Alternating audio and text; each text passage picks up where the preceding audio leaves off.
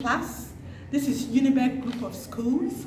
Today on CRS, we are going to be looking at the sovereignty of God. As you can see, the sovereignty of God. Our specific objectives are: 1. Define sovereignty. Define sovereignty. 2. Narrate the story of God, the Creator. Narrate the story of God, the Creator. 3.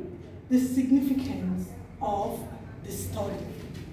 Now, we are going to start by the definition of sovereignty. I know this word sovereignty is not new to us as students, because in government we must have come across the word sovereignty. Now, when I say sovereignty, I'm trying to denote supremacy. Supreme. Now, ability of an individual to take certain decisions on his own without external influence from anybody. Now, God is a sovereign God. It means God is supreme. Now, if you look at what we have here on the board, sovereignty has to do with the supreme power, with the supreme authority, the supreme power of God. That is what sovereignty is talking about. Now, so I hope with what I've been able to explain, you can understand what sovereignty is, relating with the fact that you have come across it on several occasions in government. Okay, now, under the sovereignty of God, we'll be looking at the first creation and the second creation story. We'll be looking at the first and the second creation story. Mind you, the sovereignty of God is divided into God as the creator and God as the controller of the universe. But for now, we are going to look into God as the creator of the universe. And we are going to look at it based on two stories. The first story of creation and the second story of creation. Okay? Now, all these story of creations are recorded in Genesis. So now, the first story of creation was achieved through spoken words. Now, that is why as Christians, people will say that there is power in our spoken words, because the whole of the world we see today was created from the spoken words of our Lord. And so, in his first creation, on the first day, God created light. He separated the darkness from the light, and it formed day. So now, on the first creation, we have the night and we have day. On the second creation, God created the firmament. The firmament. I hope you are actually understanding it with me. We started from the definition of sovereignty. We now moved over to the story of God, the Creator, where I'm talking right now on the first creation story. And I have explained that on the first day, God created light. Now, God created the firmament on the second day. On the third day, God created land, sea, and vegetation. In other words, God created earth on the third day. Okay, now, God created the heavenly bodies. When I say the heavenly bodies, I'm trying to mention the sun, the moon, and the stars. God created the heavenly bodies on the fourth day. On the fifth day, God created sea, animals, and birds. And that is why when man begins to worry so much, if God loves us so much, he can give us everything we ever wish for, because he cares for the birds, he cares for the animals. And that is why he told us not to worry. Now, on the sixth day, God created man. Now, there's something very important that I want us to note here in the creation of man. God created man in his image, in his likeness. Now, God is God, like the topic denotes, sovereignty, supreme. Nobody controls whatever he wants to do. He could have created man in some other thing. But he said, I want to share a part of me in man. I want man to be a spiritual being. And so I want to create man in my image and in my likeness. And that is why God created man on the 6th day in his image and in his likeness. Now, on the 7th day, God rested. It is also important that no matter how we walk throughout the day, that we should rest. Because God resting on the 7th day shows emphasis that as human beings, as Christians, we should try to rest from our day's activities. We should try to rest, take a nap, and just chill from the whole of the day's activities. Okay, I hope you all are following me. We started from the definition of sovereignty, where I explained that sovereignty had to do with supreme power of authority. Now, the sovereignty of God denotes this ability of God to carry out his decisions uncontrolled by anybody. That is the sovereignty of God. We went further to explain the first creation story, where I mentioned that the book of Genesis records 2 stories of creation. And now the first creation story has to do with orderliness. It came in ranks: 1st, 2nd, 3rd, 4th, 5th, 6th, and 7th. Why? Because God is a God of order. God is a God of order. And that was why he created what all he has created orderly with spoken words. Now, on the second creation story. Now, the first creation story states that the world was void and there was nothing. God came and saw that there was nothing, and then he spoke. He said, let there be this, let there be light, let there be man. But now, on the second creation story, the world was not void. It states that there was an existing landmass already. Are you trying to get the difference now? That there was an existing landmass already. And so God created man to cultivate the land. God then created man to cultivate the land. Now, this was followed by Eden, the Garden of Eden. Man's role was to till and keep it. Now, God created man. He wanted man to have dominion over all he has created. He could have given the animals dominion over it, but because he loved man so much and he saw man as special, that was why he not only created man, he gave him dominion over what he has created.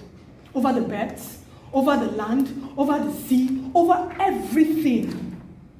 God also instituted the institution of marriage in the second creation story. And the essence of that was procreation. So now there is something about God. God is perfect. Whenever he does something, he follows it due process, one step at a time. He didn't just want man to go extinct. That's how much he loved man. And so the institution of marriage came into being in the Garden of Eden, in the second creation story, where God made a woman from man.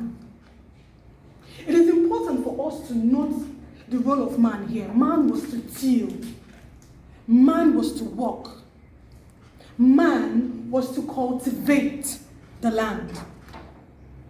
And the whole essence of this was geared towards procreation. At the end of the day, multiplying himself. Man was to come over and over again, multiplying himself. The second creation story. I hope you all are following me, because I've actually talked about the sovereignty of God, the definition of the sovereignty of God, where I explained the supremacy of God in everything he has created.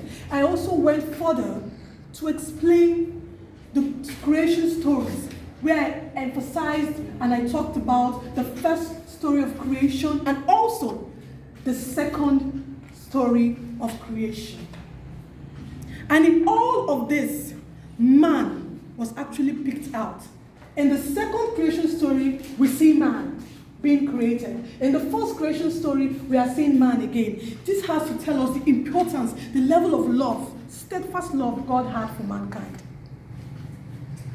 Now, we are going to be looking at the significance of the study, the importance of the study.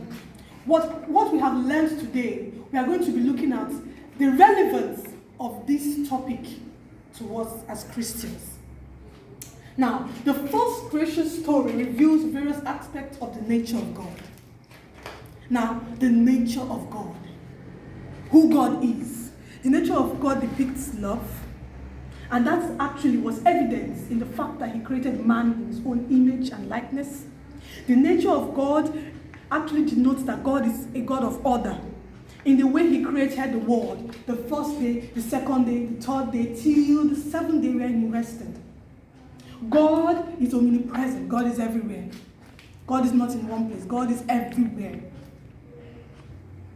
And God's creation is perfect. Whatever God created, he called good. Whatever he created, he called perfect.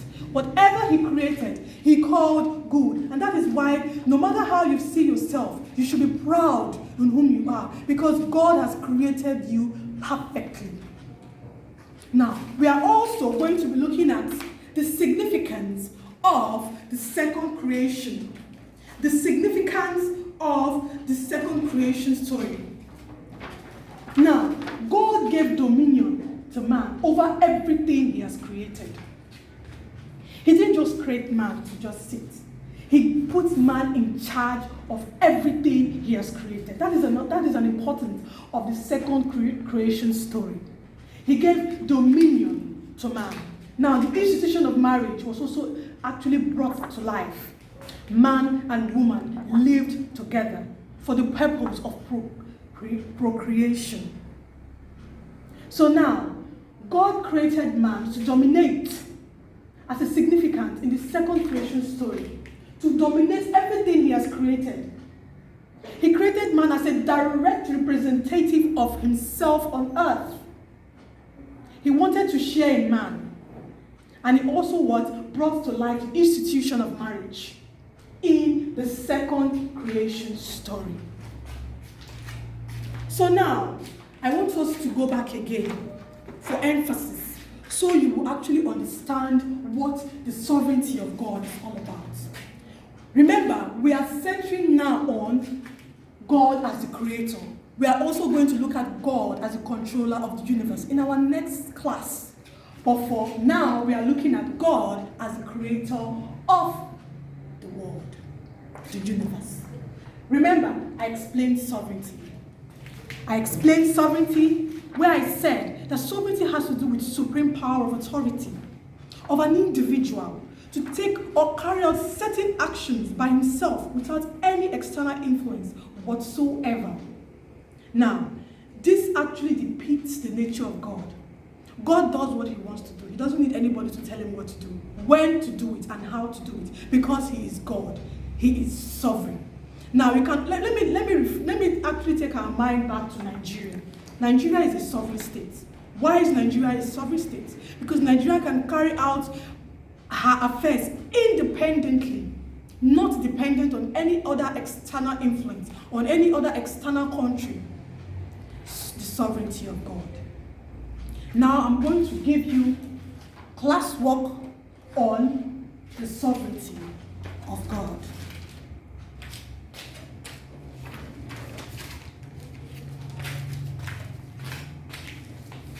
Okay?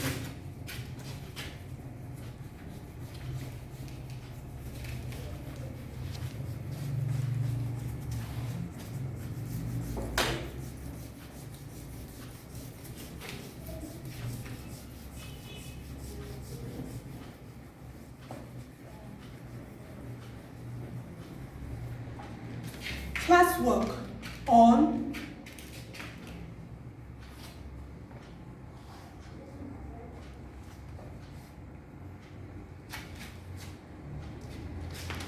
the classwork for today is the fact that whatever God said during creation happened as he said it indicates that God is, based on what I have taught you. The fact that whatever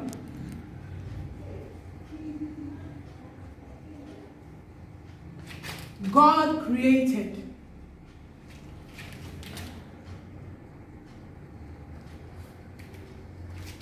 happened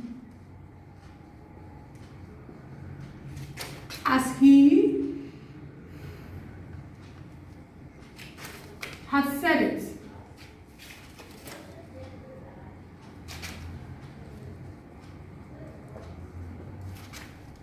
Indicates that the fact that whatever God created happened as he had said it indicates that the fact that whatever he created, how he said it, it came to pass the way he said it, indicates that he is. Now, assignments.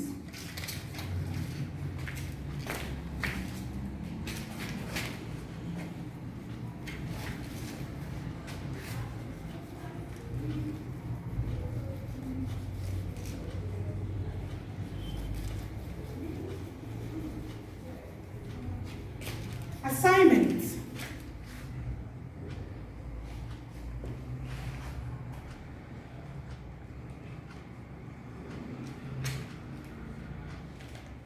Narrate the first creation story and its significance. Narrate the first creation story and its significance. I want you to explain to me the first creation story and its importance and its relevance. I want you to explain it vividly to me, the first creation story of God and its significance, importance, or relevance. Now, from what we have explained today, there's something I want us to note. As Christians, God has deposited in you potentials. God has put in you potentials that will help you blossom. You do not need to struggle so much if only you know what you have inside of you, because God lives in you by the breath he has given to you, and creating us as Christians in his image and in his likeness has actually given us an opportunity for us to not struggle so much in life if only we know the amount of power we have inside of us. Negativity is not allowed at all in whatever we do. We should see ourselves as supreme. We should see ourselves that we can do it irrespective of odds. We should not be so dependent on other people or on persons. We should try to strive and achieve things on our own without depending so much on others. I hope you have been able to understand what sovereignty is, and you can be able to explain to me the two stories of creation, the first and the second creation story, and its importance, or will I say significance. Thank you very much.